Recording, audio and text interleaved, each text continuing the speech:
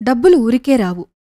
అనగనగా చెంపలమడుగు అనే ఒక గ్రామంలో శైలేష్ అనే వ్యక్తి తన భార్యా పిల్లలతో కలిసి ఒక ఇంట్లో నివసిస్తున్నాడు. శైలేష్ ఏ పని పాట లేకుండా తన తాత ద్వారా సంక్రమించిన పొలం నుండి వస్తున్న డబ్బులతో కుటుంబ పోషణ చేస్తూ ఉంటాడు. దానికి తోడు శైలేష్ కి పేకాట అలవాటు కూడా ఉంది. ఆ పేకాటలో శైలేష్ ఎన్నో డబ్బులు పోగొట్టుకున్నాడు. దాంతో భార్యాభర్తలిద్దరి మధ్య ఎక్కువగా గొడవలు జరిగేవి. ఒకరోజు పేకాట ఆడుతున్న సమయంలో సోమయ్య అనే వ్యక్తి మాట్లాడుతూ, శైలేష్, మొన్న వార్తలు విన్నావా? అంత గొప్ప విషయం ఏం జరిగింది అంటే సోమయ్య, దుబాయ్లో ఒక వ్యక్తి 1000 రూపాయలు పెట్టి లాటరీ కొని 1 కోటి రూపాయలు గెలుచుకున్నాడంట, తెలుసా? ఆ మాట వినగానే శైలేష్ నోరెళ్లబెట్టి చూస్తాడు. అప్పుడు శైలేష్ ఆశ్చర్యంగా చూస్తూ, నిజంగా 1 కోటి రూపాయలు గెలుచుకున్నాడా సోమయ్య? అవును శైలేష్, గెలుచుకున్నాడు.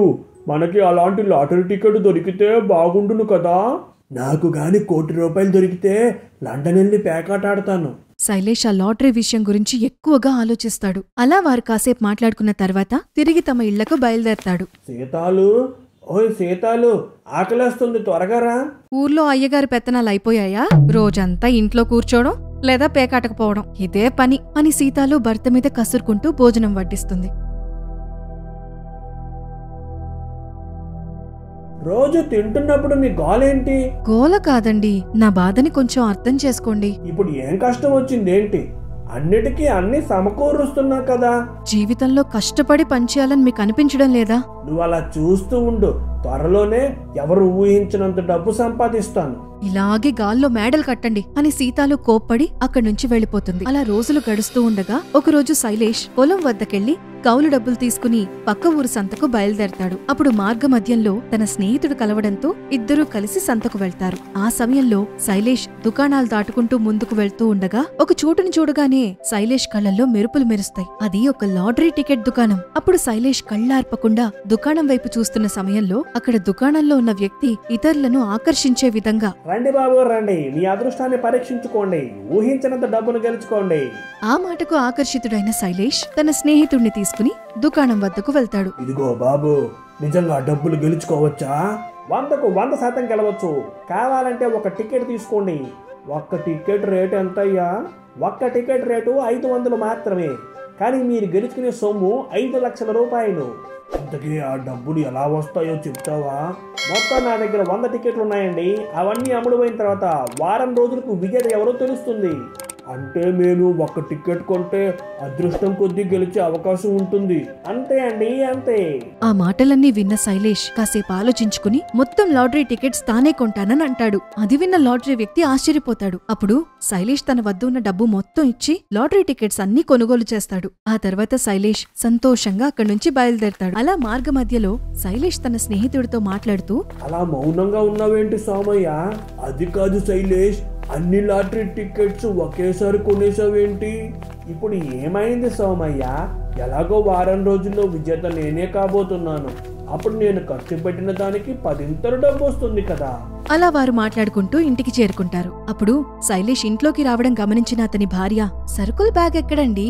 ఈ రోజు నేను ఏ పని చేశానో తెలిస్తే నువ్వు ఆశ్చర్యపోతావు సీతాలు.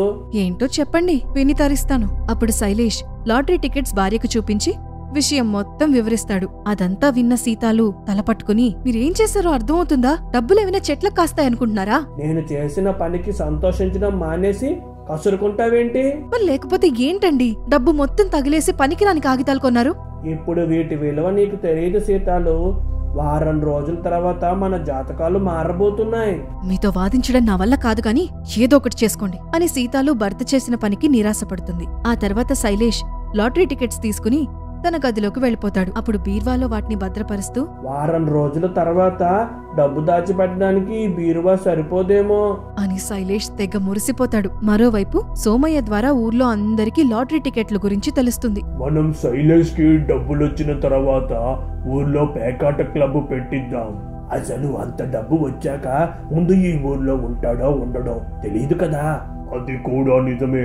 ఏది ఏమైనా కష్టపడకుండా లక్షలు రాబోతున్నాయి అని వారంతా శైలేష్ గురించి మాట్లాడుకుంటారు. మరోవైపు శైలేష్ రోజు మొత్తం గదిలోనే ఉంటూ రాబోయే డబ్బులు ఎలా ఖర్చు పెట్టాలి అని తెగ ఆలోచిస్తూ ఉంటాడు. ఒక రోజు రాత్రి శైలేష్ నిద్రపోతున్న సమయంలో ఒక కల కంటాడు. ఆ కలలో ఒక పెద్ద ఇంటి ముందు బోల్డ్ కార్లున్నట్లు, బంగారు కంచెంలో భోజనం చేస్తున్నట్టు, డబ్బుతో నిండిన పరుపు మీద పడుకుంటున్నట్టు ఊహించుకుంటాడు. అలా కలగంటున్న శైలేష్ హఠాత్తుగా మంచం మీద నుంచి కింద పడతాడు. వామ్మో, నడుమిరిగిందిరా బాబు. పడితే పడ్డాను, కానీ కళ పూర్తయిన తర్వాత పడినా బాగుండేది. సర్లే, ఇంకో 2 రోజుల్లో ఆ కళని నిజం చేసుకుంటా. శైలేష్ గాల్లో పేక మేడలు కట్టడం మొదలు పెడతాడు. ఒకరోజు శైలేష్ తన స్నేహితుణ్ణి కలిసి, అరే సోము, పట్నంలో గజం భూమి రేటు ఎలా ఉందేంటి? ఉన్నట్టుండి భూమి రేట్లు అడుగుతున్నావేంట్రా? నాకు లాటరీ డబ్బులు వచ్చాక పట్నం పోదాం అనుకుంటున్నాను రా. ఎన్నాళ్ళని ఈ పల్లెటూరులో ఉంటాను చెప్పు. అబ్బో, ఉట్టికెగరలేనమ్మా, ఆకాశానికి ఎగురుతానందంట. నీలాంటోడు ముందు నేల మీద బ్రతకరా శైలేష్. ఇంకో 2 రోజులే నీ మాటలు వింటాను. ఆ తర్వాత నా దగ్గర డబ్బులు చూశాక నీకు నోటి వెంట మాటలు రావు అని శైలేష్ గొప్పలకు పోతాడు. సరిగ్గా 2 రోజుల తర్వాత శైలేష్ ఉదయాన్నే 2 బ్యాగులు తీసుకుని భార్య వద్దకొస్తాడు. అప్పుడు సీతాలు తన భర్త వైపు విడ్డూరంగా చూసి, ఎక్కడికో వెళ్తున్నట్టున్నారు? ఈ రోజే లాటరీ టికెట్ డబ్బులు వస్తాయి సీతాలు. ఎప్పుడు నన్ను తిడుతూ ఉంటావు కదా, ఇప్పుడు చూడు, కష్టపడకుండా తేలిగ్గా డబ్బులు తీసుకురాబోతున్నాను. సర్లే గాని చేతిలో అవేంటి? మరి గెలుచుకున్న డబ్బులు తీసుకురావాలి కదా అని శైలేష్ 2 బ్యాగులు తీసుకుని ఇంటి బయటకొస్తాడు. ఆ తర్వాత తన స్నేహితులతో కలిసి పక్క ఊరికి బయలుదేరతాడు. అలా సంతకు చేరుకున్న తర్వాత శైలేష్ హడావిడిగా నడుస్తూ లాటరీ దుకాణం వద్దకు వెళ్లి చూడగా అక్కడ ఏ దుకాణం ఉండదు. దాంతో శైలేష్ ఆశ్చర్యపోతాడు. ఆ తర్వాత చుట్టుపక్కల వెతకగా ఆ వ్యక్తి గాని షాప్ గాని ఏది కనపడదు. వాడు నిన్ను మోసం చేసినట్టు ఉన్నాడు శైలేష్. వాడు తెలివిగా టికెట్లన్నీ అమ్ముడుపోవడంతో ఇక్కడ నుండి దుకాణం మార్చేసి ఉంటాడు. సర్లే శైలేష్, పద ఇంటికి పోదాం. శైలేష్ నిరాశగా అక్కడి నుండి బయలుదేరి ఇంటికి చేరుకుంటాడు. ఆ తర్వాత సీతాలు జరిగింది మొత్తం తెలుసుకుంటుంది. ఆ సమయంలో శైలేష్ మౌనంగా కూర్చునుంటాడు. అప్పుడు సీతాలు తన భర్త చేసిన పనికి, జీవితంలో కష్టపడకుండా రూపాయి సంపాదించలేమండి. ఒకవేళ ఇలాంటి దారిలో ఎక్కువ డబ్బులు సంపాదించాలి అనుకుంటే ఇలాగే జరుగుతుంది. అందుకే అంటారు డబ్బులు ఊరికే రావు అని. భార్య మాటలకు శైలేష్ సిగ్గు తెచ్చుకుంటాడు. అలానే మోసపోయానని శైలేష్ ఎంతగానో బాధపడతాడు. ఆ తర్వాత కాసేపు ఆలోచించుకుని మళ్లీ ఇలాంటి తప్పు చేయకూడదని ఆ రోజు నిర్ణయించుకుంటాడు. ఆ రోజు నుండి శైలేష్ కష్టపడి పనిచేస్తూ డబ్బులు సంపాదించడం మొదలు పెడతాడు. అదే విధంగా తనకొచ్చిన సంపాదనతో భార్యాభర్తలిద్దరూ సంతోషంగా ఉంటారు.